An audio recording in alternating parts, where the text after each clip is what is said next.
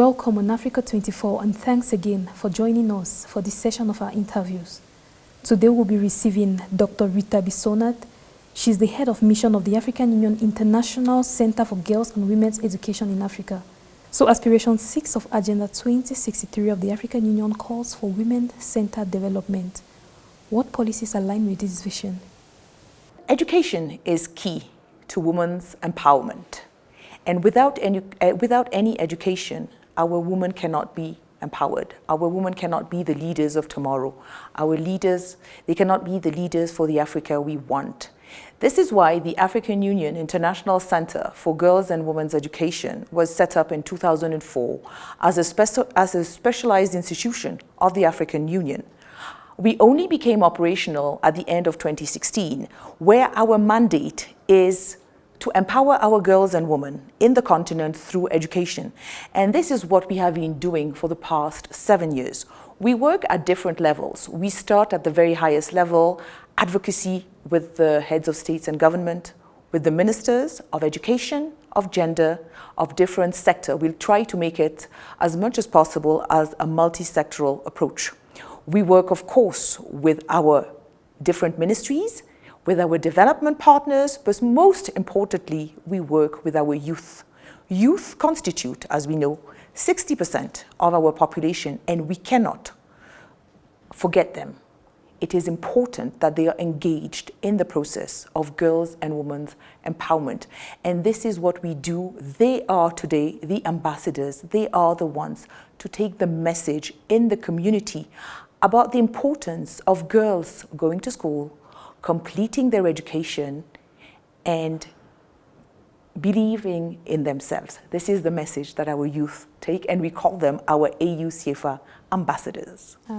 So the Constitutive Act of the African Union recognizes the essential role a woman plays in inclusive development. African women contribute to 80% of agricultural production on the continent, for example. So what is the African Union doing to further enhance their contribution in multi-sectoral development in Africa? We know that agriculture is very key, and this is why we are here during this summit in February 2022 to organize a side event on the theme of the year, which is based on nutrition, human capital. And our side event is based on how do we develop resilience in our African girls and women through nutrition and through education. It is very important for us to show this linkage that exists between nutrition. Nutrition is agriculture, it is a food chain. What we are going to show here is we are going to show the importance of homegrown school feeding, which is an African Union initiative. So how do you guys intend doing that? So we are having this side event here with ministers from different countries. It will be led by Sierra Leone, we have Senegal, with our development partners, and we want to show how school feeding, of not having had school feeding during the school closures of COVID, has impacted girls' education. When our schools, many of our schools have been closed for 2 years, girls have not had access to a meal, to a proper meal. What has happened? They have not gone to school. Many of them have been married off. When we say marry off, it means early pregnancy. Many girls have dropped out of school, and the ratio of girls dropping out of school is very high, very high. We can now say about maybe 20% of our population of girls have now dropped out of the school system, have not had access to continued learning. They have not had a proper meal.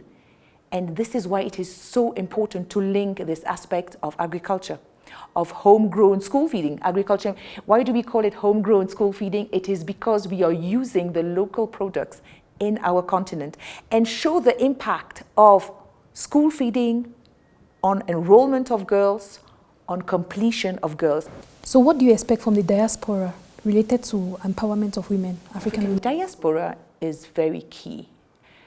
The African Union right now has, as we know, 5 regions, and that diaspora is our 6th region. We work very closely with our diaspora. We make sure that they are part of our meetings. We invite them to be consultants, to participate, because they have a lot to contribute. Diaspora, and also I think what is very important is that diaspora want to contribute. And this is what makes it more impactful. And this is the way that we can lead the continent forward and make it more results oriented. So the African Union's 2018-2028 Gender Equity and Women's Empowerment Strategy is continuing. After 4 years of implementation, what notable progress have you observed? I think Africa has made a lot of progress. Especially I want to talk about school enrollment.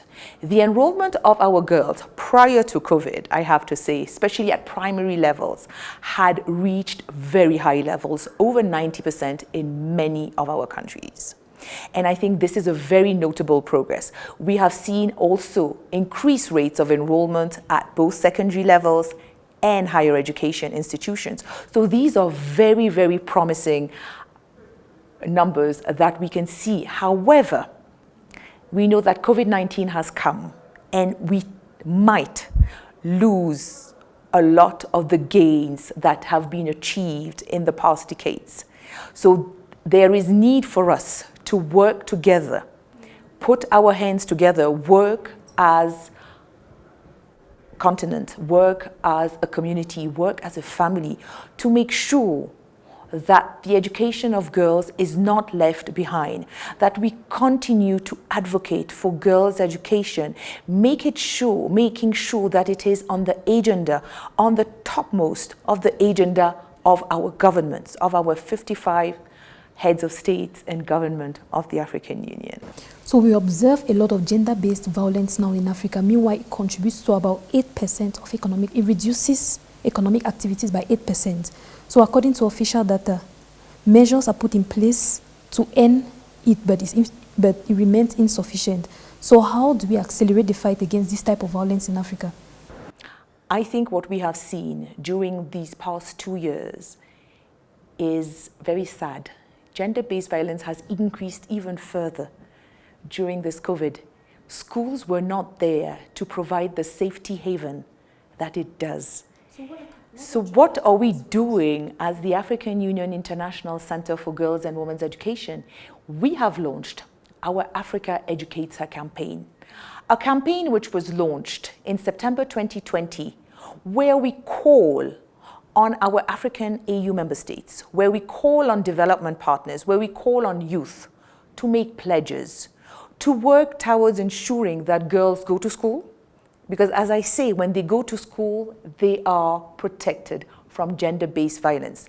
And up to now, we have received over 250 pledges, and we are working closely with some AU member states. Namibia is one of the countries which is now ready to lead this process, to make sure that they tell us what they are doing to make sure that the girl goes to school. As I said, during this COVID times, we have lost a lot of the momentum that we have gained. So it is important that we continue to work. And this Africa Educator campaign is really where we have seen our youth at their best.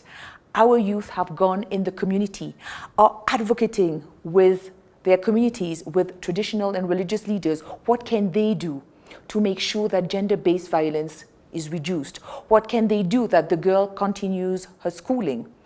Some of our youth have even built schools in rural areas for our girls. So it is very important, as I said, that we work together in collaboration with the different stakeholders, with the different education actors, but also multi-sectoral approach to make sure that we do not speak of gender-based violence as being a detriment to education.